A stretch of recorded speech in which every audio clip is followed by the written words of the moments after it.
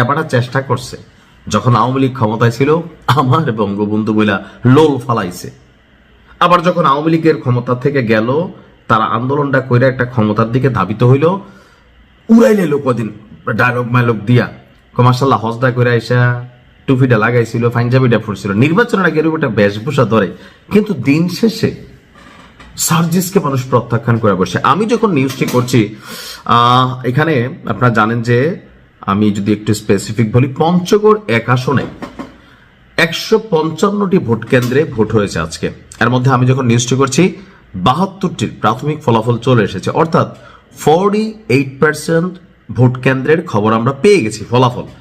তো এতে কি বলছে, বিএনপি যিনি আছেন মনোনীত প্রার্থী নওশাদ জমির, তিনি ধানের শীষ প্রতীকে 89,120 ভোট পেয়েছেন।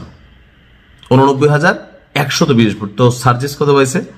তার নিকটতম প্রতিদ্বন্দ্বী জাতীয় নাগরিক পার্টির উত্তরাঞ্চলের মুখ্য সংগঠক 11 দলীয় জোটের প্রার্থী সার্জিস আলম শাপলা কর্তৃকে পেয়েছে 71,570 ভোট। জেলা নির্বাচনের অফিসের তথ্য অনুযায়ী পঞ্চগড়ের 2টি সংসদীয় আসনে মোট 15 জন প্রার্থী প্রতিদ্বন্দ্বিতা করেছেন। তার মধ্যে উল্লেখযোগ্য হচ্ছে সার্জিস এবং বিএনপির নওশাদ জমির। এই এলাকায় টোটাল ভোটার হচ্ছে 4,58,807 জন এবং ভোট কেন্দ্র 155টি। তো পঞ্চগড় 2 আসনে এখানে যতটুকু আপনার ভোটের রেজাল্ট আসছে, দুজনের মধ্যে ব্যবধান হয়ে গেছে 18,000।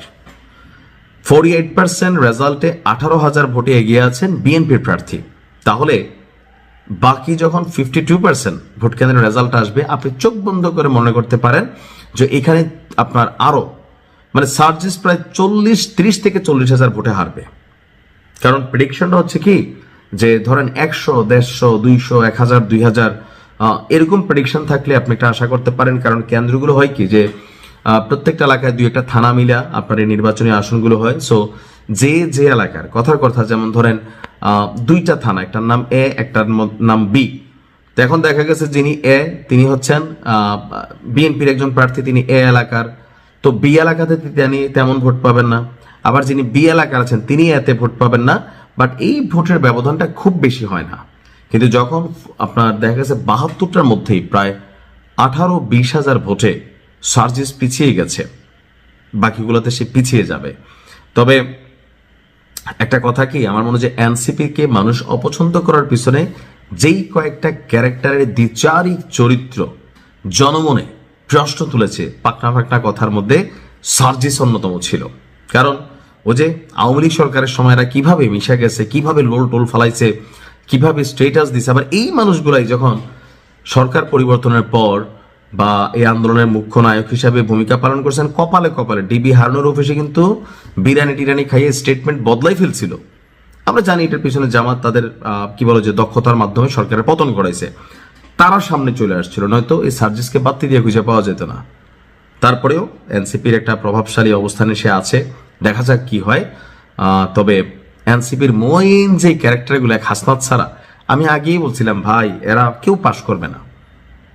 হাসনাত আর তাসনিম জারার কথা বলছিলাম, তাসনিম জারাই তো ফেল করতেছে, তাহলে বাকিরা কেউ যে পাশ করবে না নাহি তো দেখেন।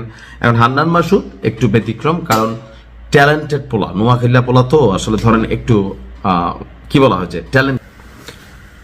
কংগ্রেচুলেশন বীর মুক্তিযোদ্ধা অ্যাডভোকেট, আমার কাছে যিনি মনে হয় যে একটা মিসাল তৈরি করেছেন, অ্যাডভোকেট ফজলুর রহমান। দেখেন ওনাকে ঘিরে এই ডক্টর ইউনূস সরকার ক্ষমতায় আসার পরে মুক্তিযুদ্ধ মুক্তিযোদ্ধা এই 2 ইস্যুতে, এমনকি পলিটিক্যাল শিষ্টাচারের জায়গায়ও বঙ্গবন্ধু শেখ মুজিবুর রহমান বা শহীদ প্রেসিডেন্ট জিয়াউর রহমান ওনাদের ব্যাপারে যার অনর শ্রদ্ধা ছিল, এমনকি এই জন্য তাকে অনলাইন কিং পিনাকি ভট্টাচার্য থেকে শুরু করে সাংবাদিক ইলিয়াস থেকে শুরু করে এই উঠতি বয়সে কয়েকজন কি বলা হয়েছে কথিত জুলাই যোদ্ধা, কথিত, এরা আসলে ইয়ার সময় ছিলই না, যে টিনের চালে কাউয়া ফজলু আমার ডট ডট, ফজলু যে কি এটা বাংলাদেশের মানুষ প্লাস জনগণ ওই এলাকার তারা বুঝাই দিছে। অনেকে মনে করে যে 24 পরবর্তী বাংলাদেশে মুক্তিযুদ্ধের যে ন্যারেটিভ সেখানে হয়তো অনেকটা পরিবর্তন করছে, কিন্তু আমি যখন নিউজটি করছি ফজলুর রহমানের বিজয় একটা বার্তা দেয় যে বাংলাদেশ যতদিন আছে মুক্তিযুদ্ধ এই অনুভূতি কাজ করবে। যাই হোক, কিশোরগঞ্জ 4 এই আসনে বিএনপির মনোনীত প্রার্থী অ্যাডভোকেট ফজলুর রহমান সাহেব তিনি পাশ করেছেন। আর মজার বিষয় হচ্ছে কিশোরগঞ্জে 6টি আসনের মধ্যে 5টিতেই বিএনপি আপনার জয়লাভ করেছে, আর একটি আসনে স্বতন্ত্র অর্থাৎ ওই এলাকায় জামাত ইসলাম বা তাদের জোট এনসিপি আসলে কোনো আসন পায়নি। কিশোরগঞ্জ 2 আসনে আমরা যদি দেখি, কিশোরগঞ্জ 1 আসনে বিএনপির মাজহারুল ইসলাম, কিশোরগঞ্জ 2 আসনে ধানের শীষের জালালউদ্দিন, কিশোরগঞ্জ 3 আসনে বিএনপির ডক্টর ওসমান ফারুক, কিশোরগঞ্জ 4 আসনে বিএনপির অ্যাডভোকেট ফজলুর রহমান এবং কিশোরগঞ্জ 6 আসনে বিএনপির শরীফুল ইসলাম বিজয়ী হয়েছেন। আর স্বতন্ত্র প্রার্থী হিসাবে শেখ মুজিবুর রহমান ইকবাল আপনার এখানে বিজয়ী হয়েছেন। তো আমি একটু আশ্চর্য ছিলাম যে নেতৃত্ব বা ক্ষমতা এটা আল্লাহর তরফ থেকে আসে। কারণ অ্যাডভোকেট ফজলুর রহমান সাহেব তিনি আপনার যখন মুক্তিযুদ্ধ ইস্যুতে হিউজ কথা বলতেন, এনসিপিকে তিনি প্রতিদিন সার্ফ এক্সেল দিয়া 3 বার ওয়াশ করতেন। এমনকি এদের জুতা জামা থেকে শুরু করে সারা বাংলাদেশে একমাত্র ওয়ান এন্ড অনলি একটা ভয়েস ছিল অ্যাডভোকেট ফজলুর রহমান। তো একটা পর্যায়ে এমন আসলো যে তিনার কথাবার্তার জন্য বিএনপি দল হিসাবে আসলে একটু কোণঠাসা হয়ে গেল। কারণ ডক্টর ইউনূস সরকারের আশ্রয় প্রশ্রয়ে এখানে তো আপনার একটা ভিন্ন রকম রাজত্ব তৈরি হয়েছিল, আর এখানে এনসিপির যে টিম আছে তারা এখানে অনেক ঘটনা ঘটাইছে। তো সেগুলোর কারণে বিএনপি ওই মুহূর্তে পলিটিক্যাল মেকানিজম হিসাবে অ্যাডভোকেট ফজলুর রহমান সাহেবকে সাময়িকভাবে বহিষ্কার করেছিল। তো আমরা সবাই ভাবছিলাম তার রাজনীতি হয়তোবা শেষ, কিন্তু জনাব তারেক রহমান মূল্যায়ন করেছেন নেতৃত্বের। পোড় খাওয়া নেতা কিন্তু অ্যাডভোকেট ফজলুর রহমান, এমনি এমনি নেতা হয় নাই। তো বিএনপি যখন তাকে মনোনয়ন দিল তখনই আমি বুঝতে পারছি যে তিনি আসলে একটা ভিন্ন একটা জিনিস। আগে তো ওনার বক্তব্য নিশ্চয় সবাই শুনছেন। তো আজকের এই বিজয় আপনার একটা বার্তা দিচ্ছে যে স্বাধীনতা মুক্তিযুদ্ধ আমরা অনেকে মনে করি 24-এর পরবর্তী সময়ে যে এখানে আসলে মুক্তিযুদ্ধের তেমন কোনো ইস্যু নাই বা মুক্তিযুদ্ধ নিয়ে কথা বলা। কিন্তু আপনি দেখেন জামাত অনেক জায়গায় অনেকগুলো সিট পেয়েছে, খারাপ না, আমি যতটুকু দেখছি সর্বশেষ 50-এর কাছাকাছি। তবে জামাতের অনেক হেভি ওয়েট নেতা হাইরে গেছে বিএনপি নেতাকর্মীর কাছে।